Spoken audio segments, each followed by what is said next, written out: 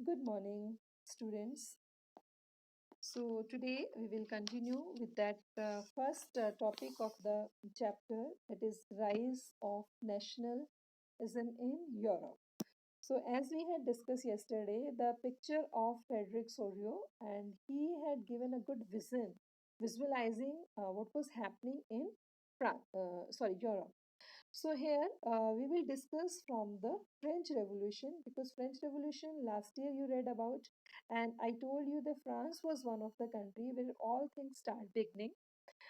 Means what had happened in that time everyone knows. आपको सारा French revolution का पूरा पूरा सारा पिक्चर दिमाग में रखना है.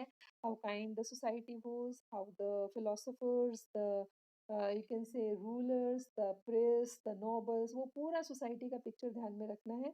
उसमें जरूरी नहीं हम वही सब चीजें पढ़ रहे हैं, लेकिन हम उनको डिस्कस करें. ठीक है, वो किस फॉर्म में डिस्कस होंगे, let's begin. We'll see. The first clear expression of the nationalism came with the French Revolution that happened in 1789, and we know that the full-fledged territorial state in 1789 under the rule of absolute monarch. Absolute monarch पूरी तरीके से monarchy थी वहां पर. ठीक है, king rule था, and the political and constitutional changes that came in the wake of French Revolution led to the transfer of sovereignty from the monarchy to a body of French citizen. फिर ये कैसे change हुआ, धीरे धीरे ये पूरी तरीके से अपने आप में सुप्रीम पावर बना, और मोनार्की से कहाँ पर आया ये, मतलब लोगों में जैसे मोनार्की से वो रिपब्लिक में शिफ्ट हुआ था. ठीक है, डेमोक्रेसी तो बहुत बाद में आई, उसके बाद डिक्टेटरशिप आई.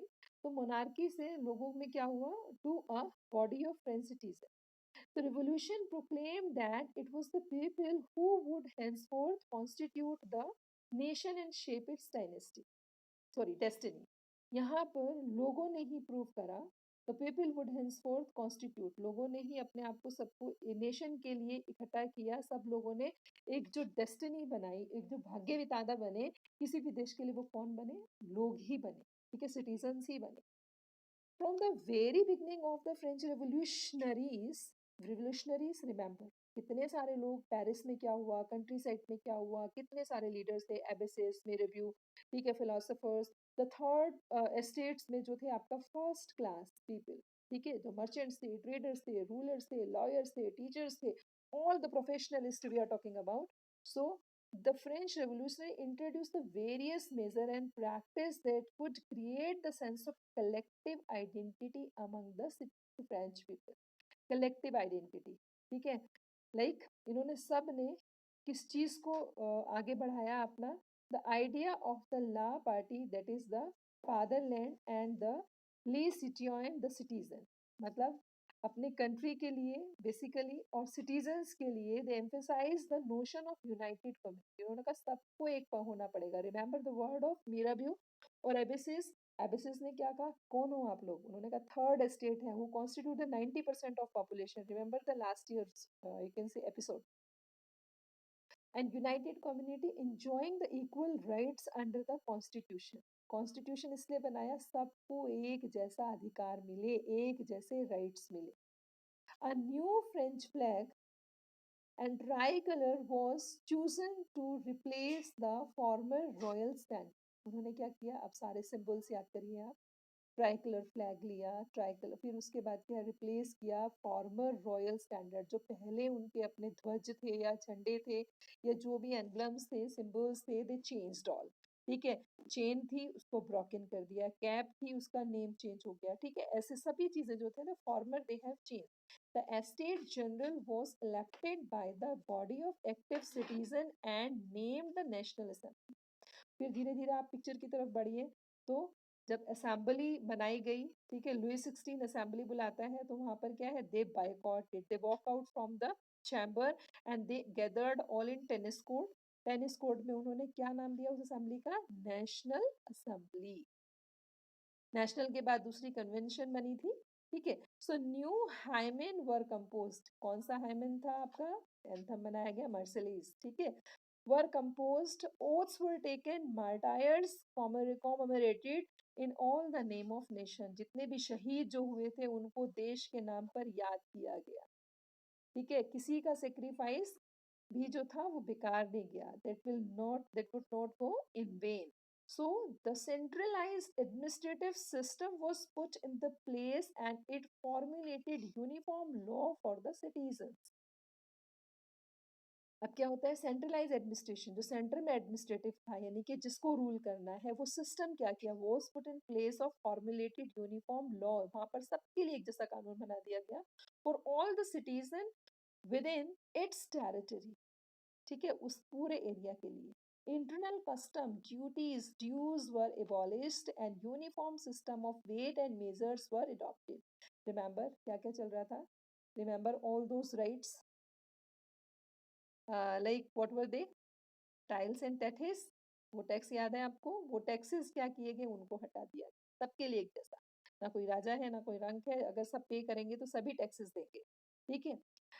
यूनिफॉर्म किया गया, वे एंड मेजर्स का मार्केट कंट्रोल कर दिए गए. मार्केट किसके टाइम पे कंट्रोल हुए थे, रिमेंबर रॉब्सबेरी, मैक्समिलियन रॉब्सबेरी ने मार्केट पूरा कंट्रोल कर दिया था. Meat and bread were ration, ठीक है, तो सबको एक जैसा ही खाना है, कोई डिफ्रेंशिएट नहीं होगा किसी के बीच में. वर अडॉप्टेड द रीजनल डायलेक्ट्स. अब डायलेक्ट्स क्या होता है, लैंग्वेजेस, रीजनल, क्योंकि हर जगह होता है, आप अपने इंडिया में या कहीं पर भी आप देखेंगे, एक स्टेट से दूसरे स्टेट या एक रीजन से दूसरे रीजन पर जाने में क्या होता है, जनरली भाषाएं चेंज हो जाती हैं. ये भाषाएं नहीं है, यहाँ हम इनको कहेंगे बोलियां, वे ऑफ लैंग्वेज. लैंग्वेज तो हिंदी इंग्लिश या कुछ भी है, वो आ गया आपका, लेकिन डायलेक्ट क्या होता है, वे ऑफ स्पीकिंग, ठीक है. कहीं गढ़वाली है, कहीं कुमाऊनी है, ठीक है, तो अगर हम वेस्ट की तरफ जाएं, राजस्थानी है, सिंधी है, ठीक है, हिमाचल की तरफ जाएं तो हिमाचली है, डोगरी है, बहुत सारी लैंग्वेजेस ऐसी हैं, तो ये सब क्या है, डायलेक्ट्स बोलते हैं इनको. वर्ड डिस्करेज, तो ऐसा भी वहां पर भी था कि जो रीजनल डायलेक्ट्स थे were discoursed and French discouraged, उनको डिस्करेज कर दिया गया कि नहीं एक ही जैसा बोलिए. And French it was spoken written in Paris, and written in Paris became the common language of the nation. एक लैंग्वेज बना दी गई जिससे कि लोगों को प्रॉब्लम ना हो, एक ही तरीके की भाषाएं बोली जाए. And the revolutionaries further declared that it was the mission and destiny of the French nation to liberate the people from Europe.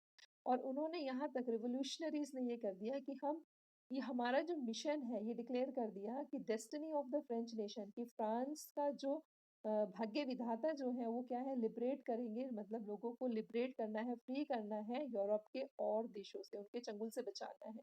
मतलब एक टाइम था मोनार्की की, कहीं पर मोनार्की है तो लोग क्या करते थे, एनेक्सेशन ऑफ किंगडम होता था, मतलब they start occupying the reason.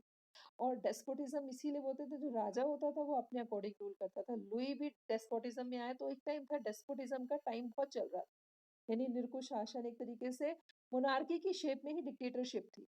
In other words help the people of Europe to become the nation. तो इन्होंने यूरोप में नेशन बनाने का एक सपना लोगों को दिखाया.